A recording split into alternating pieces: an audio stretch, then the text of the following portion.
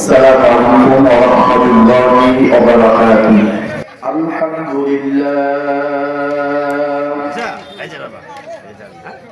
الحمد لله نحمده ونستعينه ونستغفره ونؤمن به ونتوكل عليه ونعوذ بالله من شرور أنفسنا ومن سيئات أعمالنا من يهده الله فلا مضل له ومن يضلله فلا هادي له ونشهد أن لا إله إلا الله وحده لا شريك له ونشهد أن محمدا عبده ورسوله الذي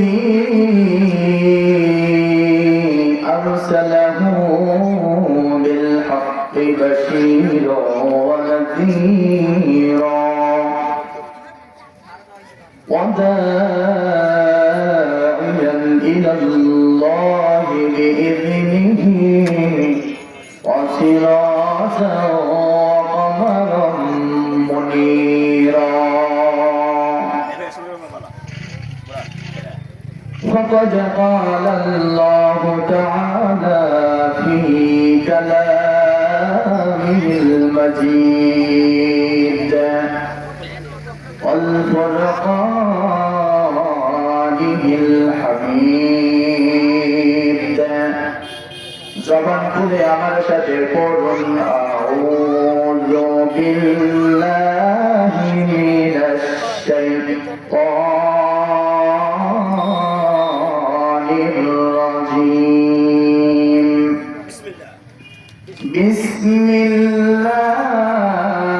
বিসমিল্লাহির রাহমানির রাহিম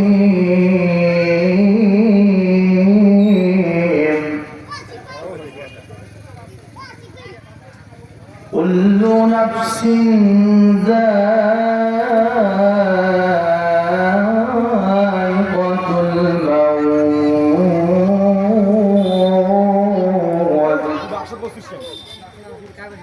وإنما توفون أجوركم يوم القيامة فمن زحزح عن النار وأدخل الجنة فقد فاز وما الحياة الدنيا إلا متاع الغرور عن أبي هريرة رضي الله تعالى عنه قال قال رسول الله صلى الله عليه وسلم أكثروا ذكر حاتم اللذات يعني الموت إن الله وملائكته يصلون على النبي يا أيها الذين آمنوا صلوا عليه وسلموا تسليما اللهم صل على محمد وعلى آل محمد كما صليت على إبراهيم وعلى آل إبراهيم إنك حميد مجيد اللهم بارك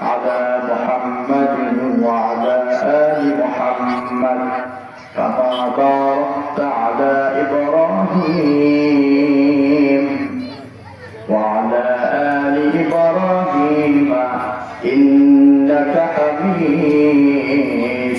مجيد কে দিল রে লতার গাছে এত বড় কদম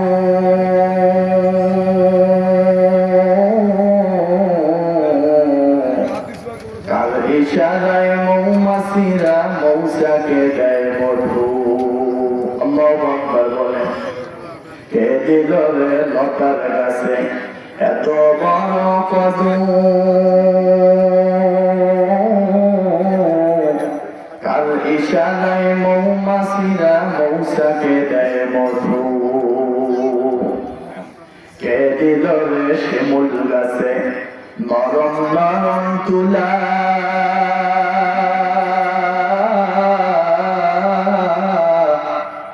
কার আদেশে চৈত্র মাসে জমিন মাঝে দিলা ঠিক নেবে ঠিক কে দিল রে শিমুল গাছে নরম নরম তুলা কার আদেশে চৈত্র মাসে জমিনে মাঝে দিলা চিনি কেন এত মিঠা তেঁতুল কেন কাউয়া কেন কালো ভাইয়া সাদা কেন পশু পাখি কয় না কথা মানুষে কথা কয় আচ্ছা মানুষ বলো দেখি কেমন করে হয় ফুলগুলো নানান রকম কেমন করে হয় পাতাগুলো সবুজ বসে ফুলের মতো নয় দুধ কেন এত সাদা মরিচে কেন ঝাল আমগুলো পাকলে বলো কেমনে হয় লাল আমরা সবাই বাস করি এই দুনিয়ার রঙে হাতের লেখা মুখের চেহারা মেলে না কারো সঙ্গে আরো মেলে না কলমের সই বিদ্যা আঙ্গুলের টিপ প্রমাণ হলো একজন আল্লাহ আছেন ঠিক একটু কালেমা পড়েন লা ইলাহা ইল্লাল্লাহ জোরে লা ইলাহা মুহাম্মদ পড়েন লা ইলাহা ইল্লাল্লাহ লা ইলাহা সবাই বলেন লা ইলাহা ইল্লাল্লাহ জোরে লা ইলাহা যার দিলে আছে আল্লাহর ভয় আল্লাহ আল্লাহ সবে সময় আল্লাহ আল্লাহ সবে সময় আমার নিজেরা ভালো লাগে না আমার নিজেরা ভালো লাগে না ভালো লাগে শুধু ইল্লাল্লাহ লা ইলাহা ইল্লাল্লাহ জোরে লা ইলাহা লা ইলাহা ইল্লাল্লাহ মুহাম্মাদুর রাসূলুল্লাহ সকলে বলি সাল্লাল্লাহু আলাইহি ওয়াসাল্লাম সম্মানিত মুহতারাম হাজির উত্তর দেশিগায় ফয়জুল দাখিল মাদ্রাসা ও হযরত আবু বকর সিদ্দিক রাদিয়াল্লাহু তাআলা জামে মসজিদের উদ্যোগে দিনের বেলা আজকে তাফসীরুল কুরআন মাহফিলে আপনারা যারা এসেছেন মাইকের আওয়াজ যতদূর পর্যন্ত যাচ্ছে আল্লাহ আমাকে বলার আপনাদেরকে শোনার তৌফিক দিয়েছেন এই জন্য আমরা খুশি হয়ে বলি আলহামদুলিল্লাহ আমরা শুকরিয়া করি সেই মহান রবের যে আল্লাহ রাব্বুল আলামিন আমাদেরকে জান্নাতি পরিবেশে জান্নাতের বাগানে কোরআন হাদিসের মাহফিলে আসার মতো বসার মতো আমাদের সুযোগ সময় দান করেছেন।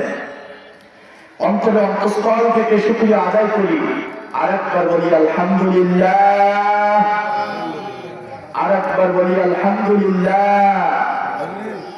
বিশ্ব নবী, মানবতার মুক্তির দূত, যিনি হচ্ছেন আপনার আমার নবী, আপনার আমার নেতা, আপনার আমার গাইডলাইন। যে নবী না আসলে এত সুন্দর কোরআনের পরিবেশ আমরা পাইতাম না। যে নবী না আসলে আমরা দুনিয়াতে আসতাম না। যে নবীকে আল্লাহ আদর করে ডাক দিয়েছেন সাইয়্যিদুল মুরসালিন, সবার সেরা শ্রেষ্ঠ নবী, খাতামুন নবিয়্যিন, শেষ নবী, ওয়া মা আরসালনাকা ইল্লা রাহমাতাল লিল আলামিন। গোটা পৃথিবীর জন্য শুরু থেকে শেষ পর্যন্ত আপনার আমার নবী রহমত স্বরূপ হিসেবে পাঠিয়েছেন একজন। আওয়াজ দিয়ে বলেন তিনি কে? সেই রাসূলের উপর সংক্ষিপ্তভাবে দরুদ ও সালাম পেশ করি, বলি সাল্লাল্লাহু আলাইহি ওয়াসাল্লাম। সূরাত আল ইমরান 185 নম্বর আয়াত তেলাওয়াত করেছি, আর তিরমিজি শরীফের 2307 নম্বর হাদিস একটা তেলাওয়াত করেছি। আমি এই কোরআনের আয়াত ও হাদিসের কথা বলে আমি শেষ করব ইনশাআল্লাহ। আমার প্রিয় বাবাজিরা, আমার যুবক বন্ধু ও আমার মা বোনেরা, 185 নম্বর আয়াতে সূরাত আল ইমরানের মধ্যে আল্লাহ রাব্বুল আলামিন বলে দিয়েছেন, এই পৃথিবীর মানুষকে, প্রতিটা মানুষকে একদিন মৃত্যুবরণ করা লাগবে। এখানে আপনারা যারা আছেন বলেন তো, এই দুনিয়া ছেড়ে আমাদেরকে একদিন কবরে যাওয়া লাগবে কি লাগবে না? লাগবে না? আমাদের কি মরণ হবে না? প্রতিটা মানুষকে মৃত্যুবরণ করা লাগবে। ও বাবাজি, মৃত্যু হলো নিশ্চিত, চিরন্তন সত্য। এই মৃত্যু থেকে কেউ বাঁচতে পারবে না। সেই মৃত্যু নিয়ে আমি সূরাত আল ইমরানের 185 নম্বর আয়াত তেলাওয়াত করেছি। আল্লাহ রাব্বুল আলামিন বলেন, কুল্লু নাফসিন যায়িকাতুল মাউত। আল্লাহু আকবার বলে আল্লাহ রাব্বুল আলামিন বলে, প্রতিটা জীবনকে মৃত্যু স্বাদ গ্রহণ করতে হবে, আর প্রতিটা জীবনকে মরা লাগবে। বলেন তো, মৃত্যু স্বাদ গ্রহণ করা লাগবে? এই কথা বলছেন একজন। আওয়াজ দিয়ে বলেন তিনি কে? আল্লাহ বলছেন কুল্লু নাফসিন যায়িকাতুল মাউত, প্রতিটা মানুষকে মৃত্যুবরণ করা লাগবে। ও বাবাজি, আমার মতো যুবক ভাইরা, আমার পদ্মার মা বোনগুলো আছে, ও আমার মা, ও আমার প্রিয় বোন, দেখেন তো এই আয়াতের দিকে একটু লক্ষ্য করেন, আর জীবনটাকে একটু চিন্তা ভাবনা করেন। যে জায়গায় আল্লাহ বলছেন চিরন্তন সত্য, মৃত্যু হবে, প্রতিটা মানুষকে এই দুনিয়া ছেড়ে চলে যাওয়া লাগবে, সে জায়গায় কিন্তু আজকে অনেক মানুষ দুই রকম হয়ে গিয়েছেন। অনেক ব্যক্তি বলে আমি মৃত্যুবরণ করব না, আমি এখন মারা যাব না। কোথায় কবরের আযাব আছে, কোথায় জাহান্নাম হবে, কোথায় জান্নাত, কোথায় হাসর, কোথায় ফুলসিরাত হবে, এমন করে তারা যখন বিশ্বাস করে না, আল্লাহ কয় তাদের জন্য মহাশাস্তি। আর দুনিয়ার মধ্যে কপাল পোড়া তারাই, যারা পরকালকে বিশ্বাস করে না, মৃত্যু হবে এটা মেনে নিতে পারে না। তাহলে বোঝা যায় এই মরণ যে একদিন হবে, এই মরণ যদি আমরা বিশ্বাস না করি, মারা যাব, এই মারা যাওয়া হবে চিরন্তন সত্য কথা। আমরা মৃত্যুবরণ করব, এই কথা যদি আমরা বিশ্বাস না করি, আল্লাহ কয় তোমাদের কপালটা খারাপ, তোমাদের ভাগ্যটা খারাপ হয়ে যাবে। তাহলে বাবাজি বলেন তো মরণকে ভয় করার দরকার আছে না? আমার জীবনকে মৃত্যুর সাথে গ্রহণ করতে হবে। وإنما توفون أجوركم يوم القيامة فمن زحزح عن النار وأدخل الجنة فقد فاز وما الحياة الدنيا إلا متاع الغرور। আল্লাহ কয় এই দুনিয়ার হায়াত যেদিন শেষ হয়ে যাবে রে, ওই দিন মৃত্যুবরণ করা লাগবে। আর মৃত্যু হওয়ার পর ওই বান্দা বান্দিকে যখন কবরে রেখে আসা হবে, ওই বান্দা বান্দি যদি ইবাদত বন্দেগী করে, আমল করে, তাহলে আল্লাহ রাব্বুল আলামিন বলেন ঈমানদারের জন্য পুরস্কার হিসেবে আল্লাহ রাব্বুল আলামিন জান্নাত রেখেছেন। বলেন সুবহানাল্লাহ। আর যদি তারা ইবাদত বন্দেগী না করে, ঈমানদার না হয়ে, ঈমানদারের বিপরীত বেঈমান হয়ে, মুনাফিক হয়ে, কাফের হয়ে মৃত্যুবরণ করে, আল্লাহ কয় ওই বান্দা বান্দির জন্য এমন ব্যর্থ হবে রে, তাদেরকে আল্লাহ জাহান্নামে নিক্ষেপ করবে। বাবাজি, এই দুনিয়ার মধ্যে যতদিন বেঁচে আছি, যতদিন আসিব, ততদিন আল্লাহ রাব্বুল আলামিন আমাদেরকে পরীক্ষা করার জন্য সৃষ্টি করেছেন। আল্লাহ কয় তোমরা যদি ইবাদত বন্দেগী নিয়ে কবরে যাইতে পারো, তোমরা হইছে সফল। আর যদি ইবাদত বন্দেগী না করে যাও, তোমরা হয়েছে ব্যর্থ। আর বলেন তো, ঈমানদার হইয়া, নেককার মৃত্যু হইয়া যদি ওই কবরে যায়, আমাদের জন্য জান্নাত পুরস্কার রেখেছেন। 100 আওয়াজ দিয়ে বলেন তিনি কে? সুবহানাল্লাহ বলেন। তাহলে অবশ্যই আমাদেরকে প্রতিটা মানুষকে মৃত্যুর সাথে গ্রহণ করতে হবে। আর আল্লাহ বলেন এই পৃথিবীর মধ্যে যে ব্যক্তিগুলো ইবাদত বন্দেগী আমল নিয়ে কবরে যাবে, তারাই হয়েছে সফল। আর সফল ব্যক্তিদের জন্য আল্লাহ পুরস্কার রেখেছেন জান্নাত। বলেন সুবহানাল্লাহ। আমার প্রিয় বাবাজিরা, আমার উপরে আরো অনেক ওলামা কথা বলবেন। আমি সংক্ষিপ্ত ভাবে আর দুইটা বিষয়ের কথা বলে শেষ করে দেই।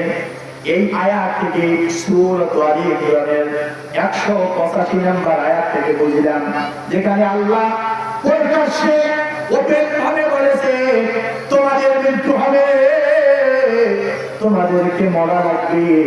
এই কবরের সফর, এই দুনিয়ার সফর শেষ করে কবরে তোমাদেরকে যাওয়া লাগবে।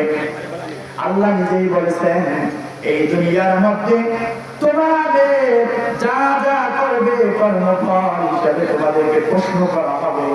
অতঃপর যাকে জাহান্নাম থেকে দূরে রাখা হবে এবং জান্নাতে প্রবেশ করানো হবে, সেই হবে সফলতা। বান্দা বান্দীকে যখন ঈমানদার হয়ে দুনিয়ার মধ্যে আমল নিয়ে যখন কবরে যাবে, আল্লাহ কয় ওই বান্দা বান্দীদেরকে যখন জান্নাত পুরস্কার দেওয়া হবে, এই জান্নাত পেয়ে তারা খুশিতে মাতোয়ারা হয়ে যাবে। আর আল্লাহ কয় দুনিয়ার মধ্যে ওই বান্দা বান্দীগুলো আমার কাছে সফলতা। আমার প্রিয় বাবাজিরা, আয়াতের কাছ থেকে বুঝলাম, এই আয়াতের কথা থেকে বুঝলাম আমরা তো মারা যাবো, কিন্তু বলেন তো মৃত্যুর হাত থেকে কেউ কি রক্ষা পাবে? আওয়াজ দিয়ে বলেন বাবাজি, মরণের হাত থেকে কেউ বাঁচতে পাবে না। এবার আসেন, আল্লাহ নবী বলেছে, হাদিসে বলে আন আবি হুরায়রা রাদিয়াল্লাহু তাআলা আনহু قال رسول الله صلى الله عليه وسلم أكثروا ذكر هذه اللذات يا الموت।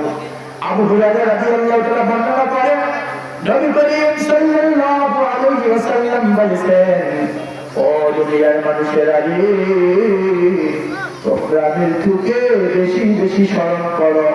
বলেন তো মৃত্যুকে বেশি বেশি স্মরণ করার দরকার আছে না নাই? যে বান্দা বান্দী মৃত্যুকে স্মরণ করবে, আল্লাহর নবী বলেন ওই বান্দা বান্দী দুনিয়ায় পাগল হবে না, দুনিয়ায় পাগল হবে না। ইবাদত সে ছাড়বে না। আজকে দেখা যায় অনেক মানুষ আমরা দুনিয়ায় নিয়ে পাগল হয়ে গিয়েছি, সন্তান নিয়ে পাগল হয়ে গিয়েছি, ইবাদত বন্দেগীর কোনো খবর নাই। কিন্তু আল্লাহর নবী বলেছেন, দুনিয়ার মানুষেরা রে, তোমরা বেশি বেশি মৃত্যুকে স্মরণ করো। আর মৃত্যু হলো আমাদের খুবই কাছের নিকটে। এই মৃত্যু যে কখন হবে, কোন দিন হবে, কারো জানা নাই, ঠিক কিনা? আমার প্রিয় বাবাজিরা, তাহলে কোরআনের আয়াত থেকে, আল্লাহর নবীর হাদিস থেকে আমরা এখান থেকে বুঝলাম, কোরআনের আয়াত থেকে বুঝলাম মৃত্যুবরণ করা লাগবে, মারা যাব। আর আল্লাহর নবী বলছেন, তোমরা তো মারা যাবে রে, এই মারা যাওয়ার আগে তোমরা ইবাদত বন্দেগী করো, আমল দিয়ে কবরে যাও। এই মাহফিল নিয়ে জীবন যদি পরিবর্তন না হয়, কোরআন হাদিসের কথা দিয়ে যদি জীবন পরিবর্তন করতে না পারি, এই মাহফিল তো ব্যর্থ হয়ে যাবে। বাবাজি, কোরআন হাদিসের কথা শুনে নিজের জীবনকে সাজাইতে হবে, পরিবর্তন করতে হবে। তাহলে বলেন তো, ইবাদত বন্দেগী করে ওই কবরে যাওয়ার দরকার আছে না? ওই কবরে যেতে হবে। প্রতিটা মানুষকে আমাদেরকে মৃত্যু স্বাদ গ্রহণ করতে হবে। আর প্রতিটা মানুষ কবরে যাওয়ার আগে এই দুনিয়াতে বেঁচে থাকা কালীন আমাদেরকে ইবাদত আমল নিয়ে কবরে যাইতে হবে। কেন? দুনিয়ার মধ্যে যতদিন বেঁচে আছি নামাজ পড়ার সুযোগ আছে, দুনিয়ার মধ্যে যতদিন বেঁচে আছি কোরআনের মাহফিলে আসার সুযোগ আছে, দুনিয়ার মধ্যে যতদিন বেঁচে আছি রোজা থাকতে পারবো, দুনিয়ার মধ্যে যতদিন বেঁচে আছি আমরা পরিবারের সবাই নিতে পারবো। কিন্তু যেদিন মৃত্যু হয়ে যাবে, সবাই আমাকে ওই কবরে যেতে আসবে। কথা বলেন ঠিক না ঠিক? প্রিয় হাজির, আসেন আমি দোয়া দেওয়ার আগে আর একটা কথা বলি। এই মাহফিল থেকে আমরা শিক্ষা নেব কি? এই মাহফিল থেকে আমাদের শিক্ষা নিতে হবে, প্রতিটা মানুষ আমরা কবরে যাব, প্রতিটা মানুষের কবরে হিসাব হবে। ওই কবরে প্রশ্ন করা হবে, রব্বি আল্লাহ, তোমার রবকে, আমার দিনটা, তোমার দিন কি ছিল, আমার নবীটা, তোমার নবী কি ছিল? মুনকার নকির এসে বলবে, ও আল্লাহর বান্দা বান্দি, ওই কবরে তুমি তো এসেছো, দুনিয়ার মধ্যে বেঁচে থাকা কালীন বলো তো তুমি কাকে অনুসরণ করেছিলে? কিন্তু নেককার ইমানদার যারা, ওই বান্দা বান্দিগুলো বলবে, ও মুনকার নকির, আমি তো ওই ব্যক্তির অনুসরণ করেছিলাম যিনি হচ্ছেন আপনার আমার নবী হযরত মুহাম্মদ রাসূলুল্লাহ সাল্লাল্লাহু আলাইহি ওয়াসাল্লাম। মুনকার নকির বলবে, ঠিক আছে, আমি জানতাম, আমরা জানতাম যে তুমি এই উত্তর দেবে। তখন মুনকার নকির বলবে, ঠিক আছে, তোমার জন্য 70 হাত এত বড় পবিত্র জায়গা করে দেওয়া হলো, তুমি এখানে বিশ্রাম নাও, আরাম করো। এই খুশিতে মাতোয়ারা হয়ে নেককার ইমানদার বান্দা বলবে, আমি একটু আমার দুনিয়াবাসীকে একটু খবর দিয়ে আসি, সাক্ষাৎ করে আসি। মুনকার নকির বলবে, এই কবর এমন একটা জায়গা, এই কবরে আসা যাবে আর দুনিয়া ফিরে যাওয়া যাবে না, তুমি এখানে আরাম করো। এই মুনকার নকিরের কথা শুনে এই বান্দা, মুনকার নকির তখন তাকে বলবে, তুমি এমন ভাবে আরাম করো যেমন নতুন বধূ যেমন ভাবে বাসর ঘরে আরাম করে, স্বামী ছাড়া তাকে কেউ জাগাতে পারে না। এইরকম করে কিয়ামত পর্যন্ত এই নেককার বান্দা বান্দি ঘুমন্ত অবস্থায় থাকবে, সবাই তো কিয়ামতের সবাই আল্লাহ তাকে উঠিয়ে নেবে। কিন্তু যারা বক্কার হবে, বেঈমান হবে, মুশরিক হবে, কাফের হবে, মুনাফিক হবে, এই বান্দা বান্দীদেরকে প্রশ্ন করা হবে। মুনকার নকির বলবে, তোমার রবের পরিচয় দাও, তোমার রাসূলের পরিচয় দাও, তোমার দ্বীনের পরিচয় দাও। সে দিতে পারবে না, ব্যর্থ হয়ে যাবে। এই বান্দা বান্দীর জন্য এমন আযাব দিবে, আল্লাহর নবী সাহাবীদের বলেছেন, ওই কবরে দাও দাও করে সাপ আসবে, ওই কবরে দাও দাও করে আগুন জ্বলবে, ওই কবরে মাটিগুলো এমন ভাবে চাপ দিবে, এক পাশের হাড়গুলো আরেক আকাশে ভেঙে তছনছ হয়ে যাবে। প্রিয় হাজির, ওই কবরের আযাবকে ভয় করতে হবে, মরণকে ভয় করতে হবে। আসেন আল্লাহ যেন আমাকে আপনাদের সবাইকে সূরাত আলে ইমরানের 185 নম্বর আয়াত আর 2307 নম্বর তিরমিজি শরীফের হাদিস থেকে দুইটা বিষয়, দুইটা আমল নিয়ে আল্লাহ যেন বাড়ি যাওয়ার তৌফিক দান করেন। দুইটা আমল কি? এক নম্বর আমল হলো যতদিন বেঁচে থাকবো মৃত্যুকে ভয় করবো, কবরের আযাবকে ভয় করবো, মৃত্যুর জন্য রেডি হয়ে থাকবো, প্রস্তুতি নেব। কখন যে মরণ হবে কেউ জানে না। একজন জানে, আওয়াজ দিয়ে বলেন তিনি কে? আল্লাহ জানে কোন দিন মৃত্যু হবে। আর দুই নম্বর আমল হলো যতদিন বেঁচে থাকবো এই বেঁচে থাকাকালীন ইবাদত বন্দেগী আমল নিয়ে যে কবরে যাইতে পারি, আল্লাহ যেন তৌফিক দান করে। আমি যে কথাগুলো বলি না, আমি সহ আপনাদের সবাইকে বুঝার আমল করার তৌফিক দান করেন। وما علينا إلا البلاغ وآخر دعوانا الحمد لله رب العالمين. السلام عليكم ورحمة الله وبركاته.